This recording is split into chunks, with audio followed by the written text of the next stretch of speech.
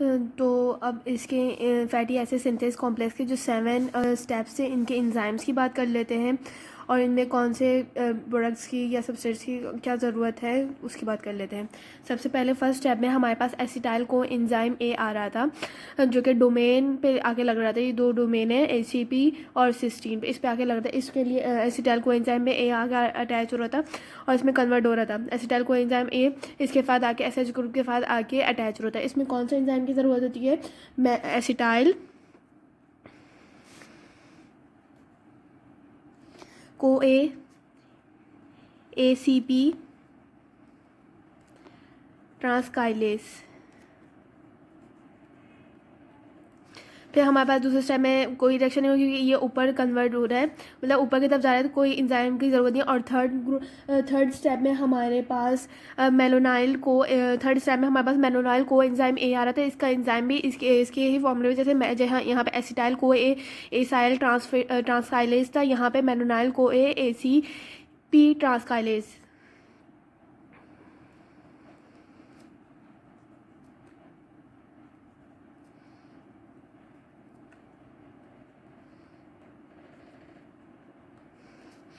Fourth step में हमारे पास carbon dioxide निकल रहा था और यहाँ पे देखें कीटो ग्रुप आके अटैच हो रहा था। यहाँ पे कीटो ग्रुप लग रहा था, तो इसका भी एंजाइम इसी के नाम पे है, 3 keto acyl ACP synthase.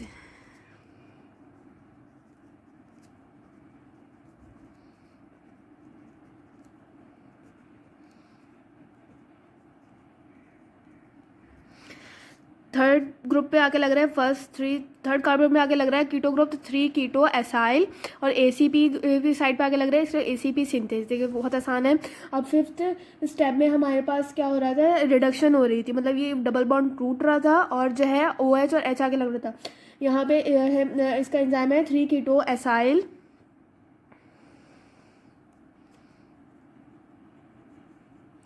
ACP reductase, क्योंकि रिडक्शन हो रही है, इसका बॉन्ड टूट रहा है। और इधर जो है NADP की ज़रूरत होती है क्योंकि यही H+ आयन इसको देता है। ये कन्वर्ट हो जाता है NADP में, ठीक है। अब 6 स्टेज में हमारे पास H2O निकल रहा है, तो मतलब क्या है, कौन सा एंजाइम लगेगा? Hydroxy acyl ACP डिहाइड्रेटेस। अभी कौन से ग्रुप पे लग रहा है, कहाँ से निकल रहा है? थर्ड कार्बन से निकल रहा है, इसलिए इसका एंजाइम है 3 हाइड्रोक्सी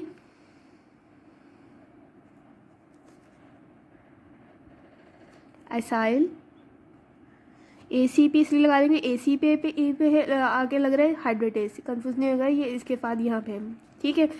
अब 7th स्टेप में हमारे पास क्या हो रहा है कि हमारे पास फिर से रिडक्शन हो रही है क्योंकि ये डबल बॉन्ड टूट रहा है, इसलिए यहाँ पे हमारे पास एंजाइम यूज हो रहा है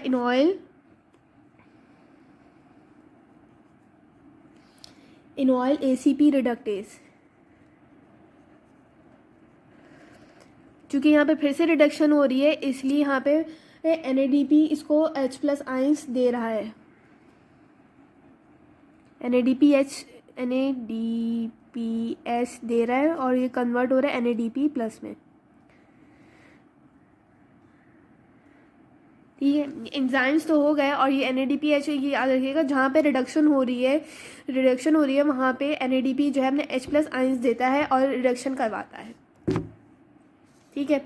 अब हम बात कर लेते हैं कि साइकिल जो है कितनी दफ़ा, ये जो 7 स्टेप पूरा रिएक्शन है, 7 स्टेप रिएक्शन है, इसमें से हमारे पास ये स्टेप नंबर 2 से लेके 7 तक रिपीट होगा 6 टाइम्स। क्यों रिपीट होगा 6 टाइम्स? क्योंकि हमारे पास एक साइकिल रिपीट हुई, फर्स्ट साइकिल की रिपीटिशन की वजह से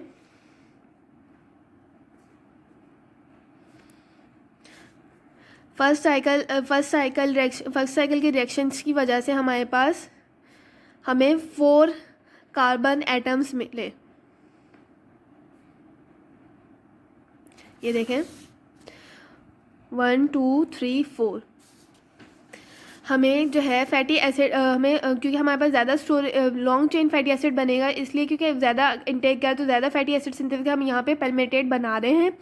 पेल्मिनेटेड जो है 16 कार्बन रिएक्शन। अब ये साइकिल कितनी दफ़ा रिपीट हो गई कि 16 कार्बन रिएक्शन बने।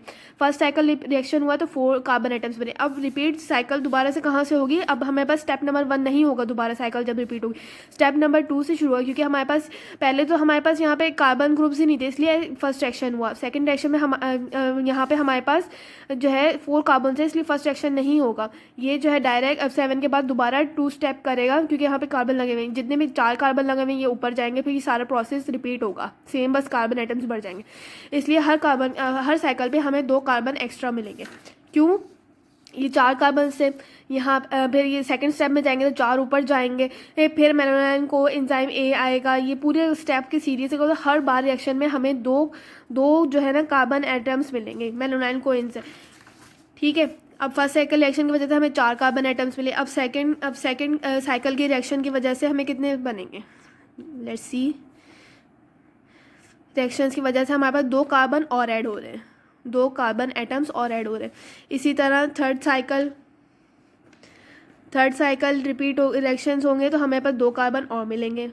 हमें 16 कार्बन चाहिए, क्योंकि पेल्मिनेटेड में 16 कार्बन होते हैं। हम फैटी एसिड हम पेल्मिनेटेड की सिंथेसिस कर रहे हैं फैटी एसिड की। फोर्थ साइकिल पे 2 कार्बन और मिलेंगे, फिफ्थ में 2 कार्बन और, सिक्स पे 2 कार्बन और, कितने हो गए 4 5 6 7 8 9 10 11 12 13 14 और ये 15 16 सॉरी 7 दफ़ा होगी, क्योंकि 6 दफ़ा रिपीट होगी, एक दफ़ा हो चुकी है एक दफ़ा साइकिल में, 7 दफ़ा होगी। कितने में 4 5 6 7 8 9 10 11 12 13 14 15 16, ये हो गया पेल्मिनेटेड।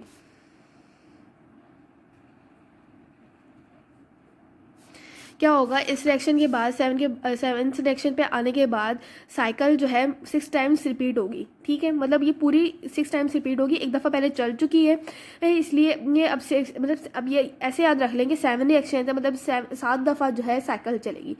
इसको पूरे पहले वाले साइकिल रिएक्शन में फर्स्ट स्टेप होगा, और जो फिर सेकंड से लेके 7 तक साइकिल दोबारा चलेगी, उसमें सिर्फ सेकंड स्टेप से लेके स्टेप नंबर 7 तक होगा, फर्स्ट रिएक्शन नहीं होगा। वो इसकी वजह भी मैं आपको पहले बता चुकी हूँ क्यों नहीं होगा। अब हमारे पास जो है 7th रिएक्शन के बाद हमें क्या मिल रहा है, इससे सिस्टीन ACP। जब हमने 7 दफ़ा साइकिल रिपीट हो गई तो फिर हमें क्या मिल रहा है,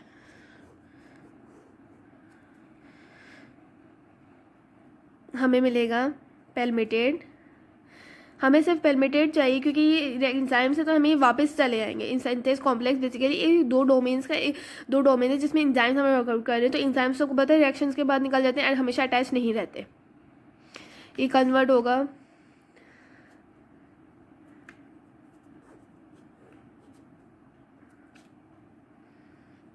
और हमें पेल्मिटेड मिल जाएगा। यहाँ पे कौन सा एंजाइम यूज़ होता है, यहाँ पे एंजाइम होता है पल्मिटॉइल थायो ईस्ट्रेस, ठीक है। और वाटर साथ में ऐड होता है, तभी जो है पेल्मिटेड हमें ऐड हो जाए। देखिए अगर कोई पूछे आपसे कि साइकिल कितनी दफ़ा रिपीट होगी, साइकिल जो है 6 टाइम्स रिपीट होगी। ये अक्सर सवाल पूछा जाता है कितनी दफ़ा रिपीट होगी, लेकिन अगर ये पूछा जाए कि जो है साइकिल टोटल कितनी दफ़ा चली, तो 7 टाइम्स, क्योंकि हम फर्स्ट रिपीट में पहली बारी को नहीं काउंट करते, ठीक है। टोटल 7 दफ़ा साइकिल चली है, और जो है अगर पूछा जाए कितनी दफ़ा रिपीट हुई है, 6 टाइम्स रिपीट हुई है, ठीक है। अब हम रेगुलेशन की बात कर लेते हैं इसकी फैटी एसिड इसकी regulation of fatty acid synthesis में। इसको कौन से सबसे पहले जो है हमारे पास ये जो मैंने आपको बताया था स्टेप नंबर 2 में acetyl co enzyme carboxylase regulatory enzyme में रेट का लिमिटेड स्टेप है, कमिटेड स्टेप है, तो इसलिए ये जो है acetyl co enzyme A he carboxylase को सबसे ज़्यादा इंपॉर्टेंट होता है रेगुलेशन के लिए। अगर acetyl co enzyme A carboxylase जो है ना 2 फॉर्म्स में होता है, एक होता है इनएक्टिव और एक होता है एक्टिव।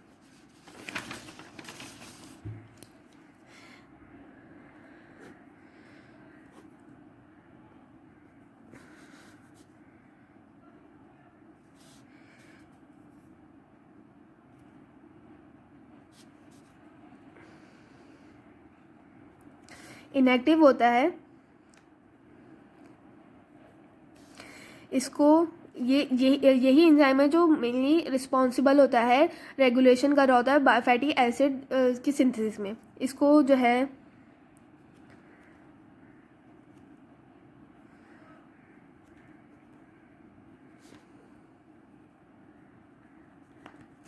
इसको कौन कराता है एक्टिव? इसको फॉस्फोरेस, इसको जो है इंसुलिन,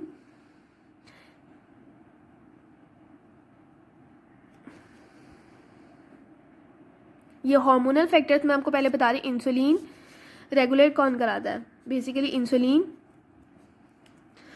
और जो है epinephrine, glucagon, growth hormone, glucagon, epinephrine, cortisol.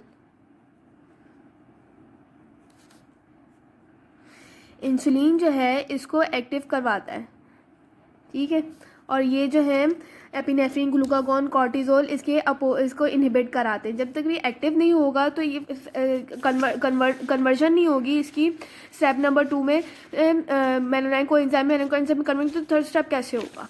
कैसे स्टेप जब भी नहीं होगा। और इसको जो है सिट्रेट जो है वो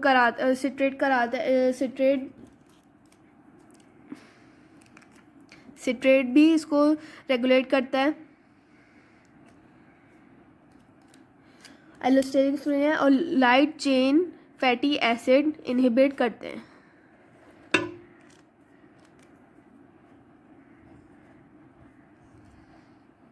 इसके अलावा पैल्मिटाइल कोएंजाइम और मेलानाइल कोएंजाइम और जो है ज़्यादा हो जाए तो इनहिबिट करते हैं फैटी एसिड सिंथेसिस को। मतलब पैल्मिटाइल कोएंजाइम ए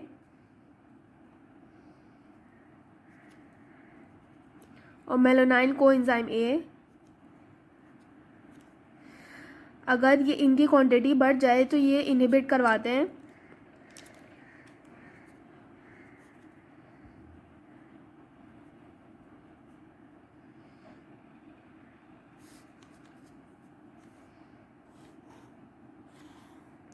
ये रिएक्शन इनहिबिट करवाते हैं।